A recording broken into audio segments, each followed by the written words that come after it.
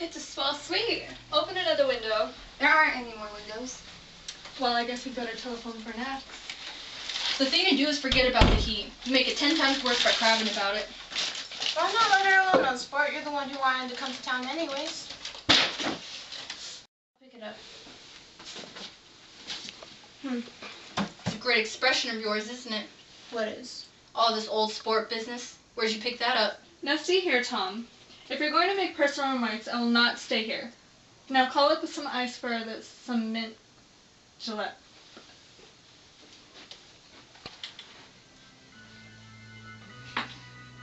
Imagine marrying anybody in this heat.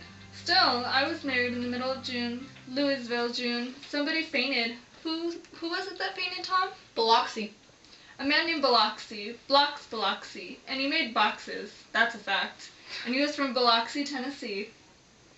They carried him into my house because we lived just 2 doors down from the church.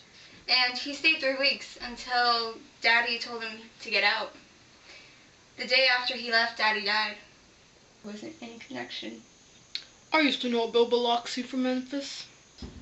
That was his cousin. I knew his whole family. History before he left. He gave me an aluminum putter that I use today. We're getting old. If we were young, we'd still rise and dance. Remember Biloxi? Where do you know him, Tom? Biloxi? I didn't know him. He was a friend of Daisy's. He was not. I've never seen him before. He came down in a private car. Well, he said he was your friend. He was raised in Louisville. Also, Bird brought him and asked if we had room for him last minute. He was probably bumming his way home. He told me he was president of your class at Yale. First of all, we didn't have no president at Yale. Biloxi? By the way, Mr. Gatsby, I hear you're an Oxford man. Yes, I went there. Well, you must have gone there about the same time Biloxi went to New Haven. I told you I went there. Yes, I understand. I heard you. But I'd like to know when. It was in 1919. I only stayed there 5 months, so I really can't call myself an Oxford man. It was an opportunity given to us after the war. We could pick any university in France or in England. Open the whiskey, Tom, and I'll make you a mint Gillette. Wait a minute. I want to ask Mr. Gatsby a question. Go on. What kind of a row are you trying to cause in my house anyhow? He isn't causing a row, you are. Now, please have some self-control. Self-control? I suppose the latest thing is to sit back and let Mr. Nobody from Nowhere make love to your wife. Well, if that's the idea, you can count me out. Nowadays, people begin by sneering at family life and family institutions. The next thing, they'll throw everything overboard and have intermarriage between black and white. We're all white here. I know I'm not very popular. I don't give big parties. I suppose you've got to make your house into a pigsty in order to have any friends in the modern world. Let me tell you something, old sport. Please don't. Please, let's all go home. Why don't we all go home? Come on, Tom. Nobody wants a drink. I want to know what Mr. Gatsby has to tell me. Your wife doesn't love you anymore. She never did. You're crazy. I can't speak about what happened 5 years ago because I didn't know Daisy then.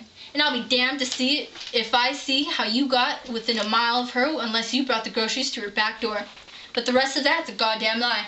Daisy loved me when she married me, and she loves me now. She does, though. The trouble is that sometimes she gets foolish ideas in her head and she doesn't know what she's doing. And what's more, I love Daisy too. Once in a while I go off on a spree and make a fool of myself, but I always come back. And in my heart, I love her all the time. You're revolting. Do you know why we left Chicago? I'm surprised that they didn't even treat you to the story of that little spree. Daisy, that's all over now. It doesn't matter anymore. Just all the truth. Let it all out. Tell him you never loved him. Why? How could I love him? Possibly. You never loved him. I never loved him. Nana Capiolani? No. Not that day I carried you down from the punch bowl to keep your shoes dry? Please don't. Never? There, Jay.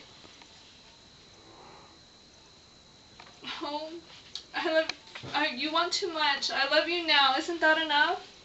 I can't help what's past. I did love him once, but I love you too.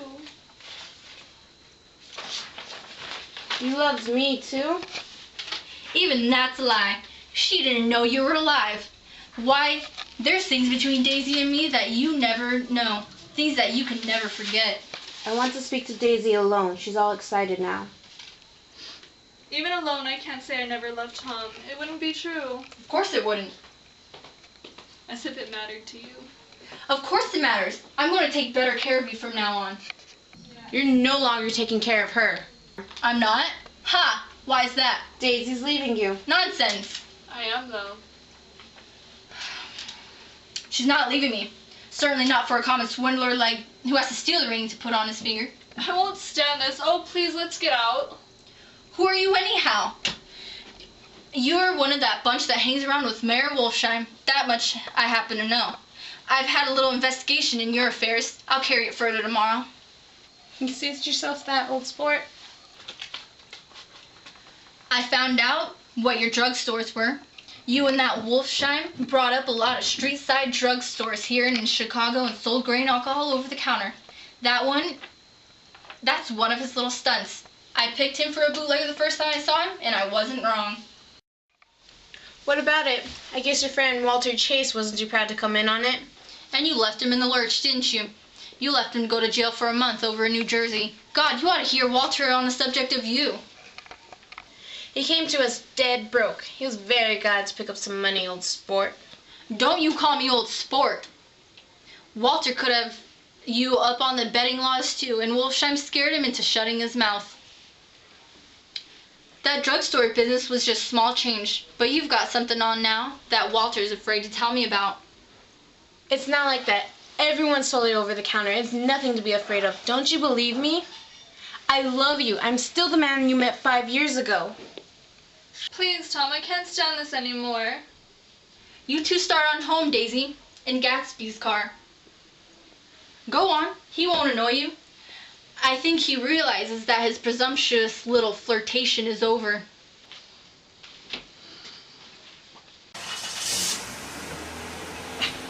Daisy, please listen. No, Jay. Please listen. Just slow down, dear. Slow down. It's all right. Just slow down. Look at me. It's all right. I'll get the car. Just slow down.